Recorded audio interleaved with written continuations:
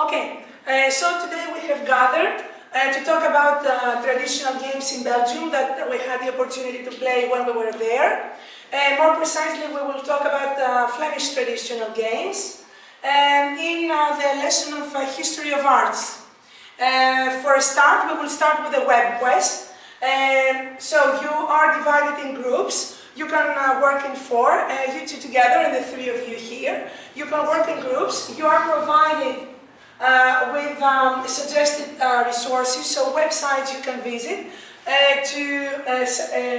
This part will work on Dutch and Flemish Renaissance, so we will start by the art movement, which was developed back then, and was important in the area because then we want to study a specific painting by the painter Peter Brechel the Elder, who depicted traditional Flemish games in one of his famous paintings, which is now exhibited in the Art Museum in Vienna, in Austria. And then you will work about the biography and the characteristics of the art of Peter Brechel the Elder. And you have 15 minutes to go online and try to detect the most important characteristics of the Renaissance in the area and then of the painter himself. And then we will be back to discuss your findings.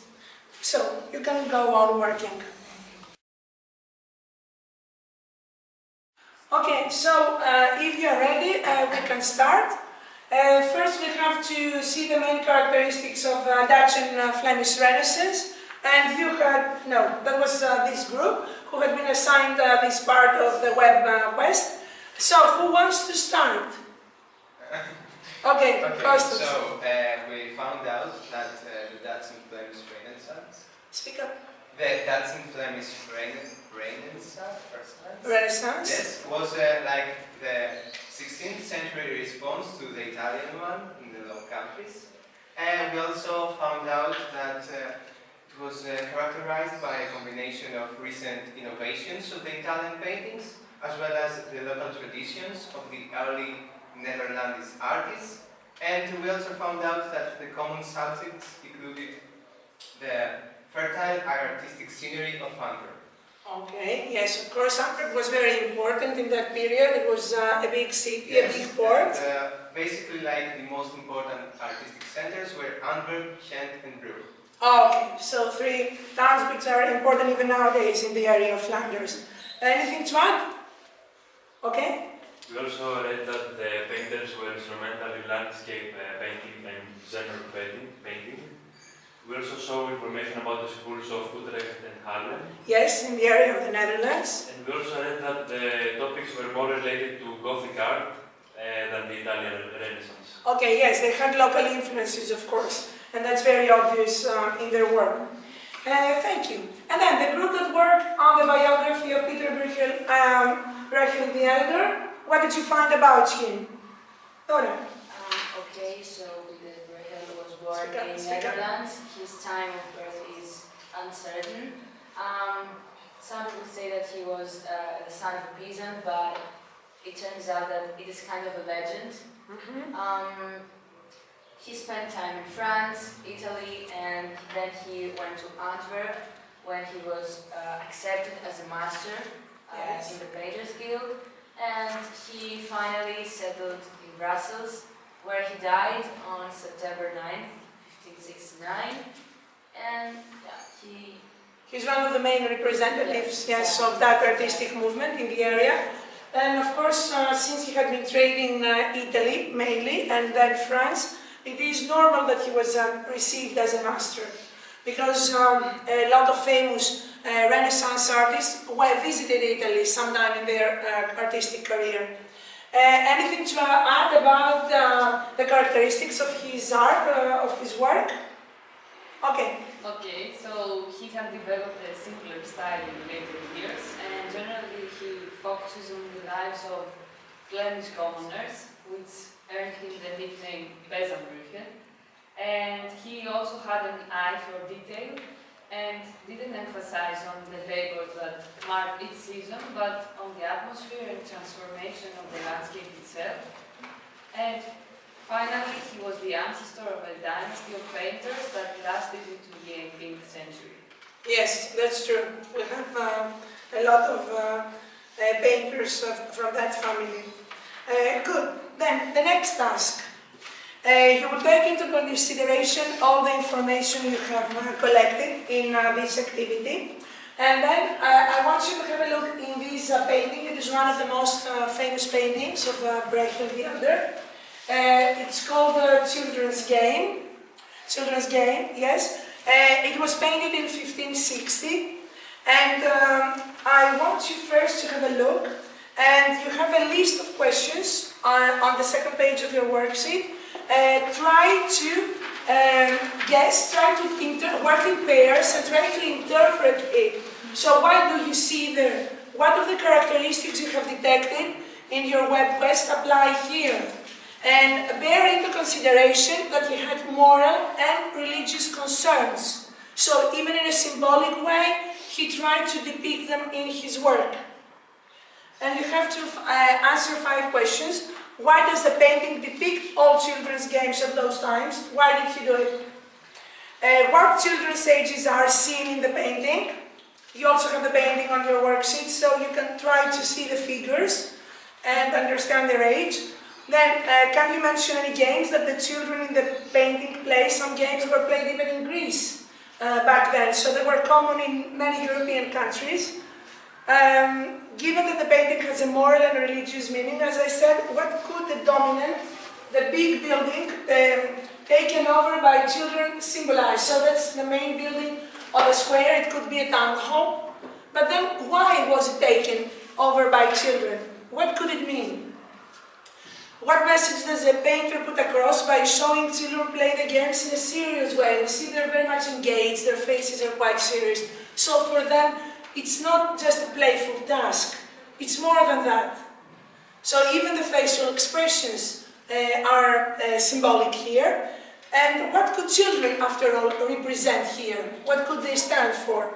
Think over them, work in groups, write down your answers, and then we will watch a video about the analysis of the painting, and then you will have the opportunity to compare your answers with the professionals' answers, okay? An analysis. So take some minutes for that. Yeah, 10 minutes. 10 minutes to work in pairs. Nice. Good. Have you thought about it? Have you taken notes? Now you will watch a video about from a channel on YouTube which is called 2-Minute Museum. And it analyzes different kinds of paintings. So we have children's games by Peter Brechel the Elder, analyzed in this video.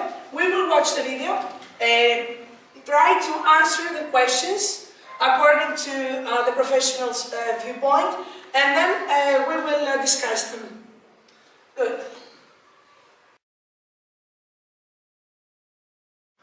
Now, so if you're ready, after watching the video, we will see what you found out.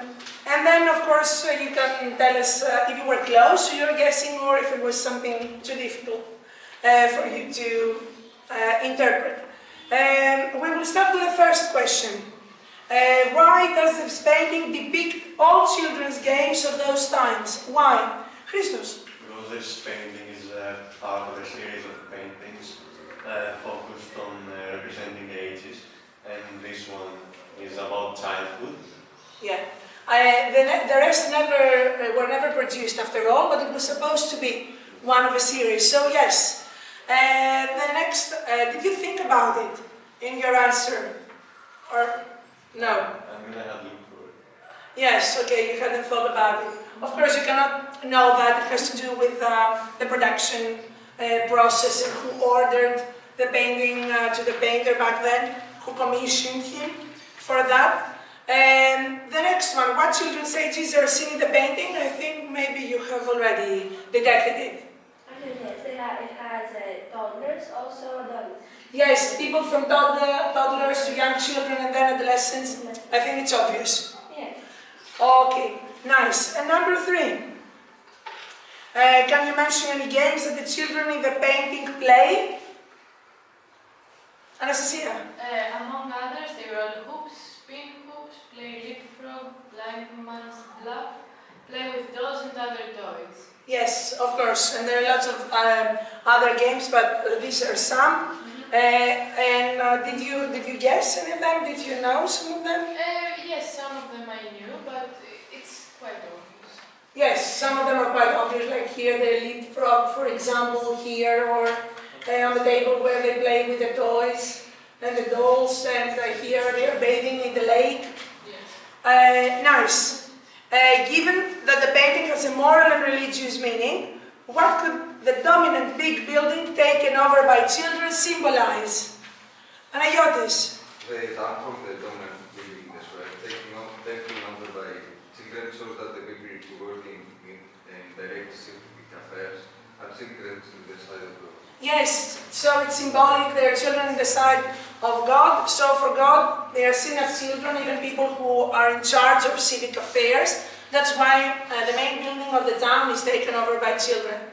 And did you think of that? Not as much. Not as much. Okay, I think yes, it is a deeper kind of analysis. What message does the painter put across by showing children play their games in a serious way? Konstantinos? I think that the painter wants to put the message across that children's games are equally important to the adults' activities in the mind of God. Yes, that they play in a serious way because this is important for them, just like adults have other activities and are equal in the mind of God. Did you think of that?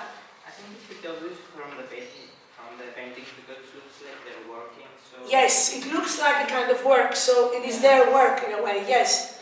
And what could children represent here? Yes, Kostas.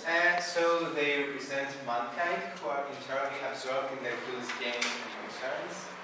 Okay, yes, that's according to the video. And what did you think about it? Yes, I thought something like that because, like, you can obviously see that, all children are absorbed in the games and that is their concern, the games. Yes, so it's as if they lived in this town and this is what they had to deal with.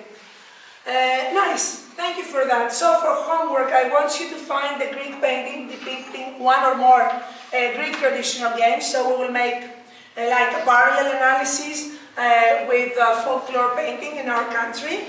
And then I want you to present the painting, make a post on the Padlet wall of our class, and then there you can give the information about the painting, talk about the title and the painter, the year of production, the kind of painting it is, its dimensions, and the location where it is now, where it is exhibited now, and a brief analysis of it, so what it means, the interpretation of it, okay? Thank you very much for that.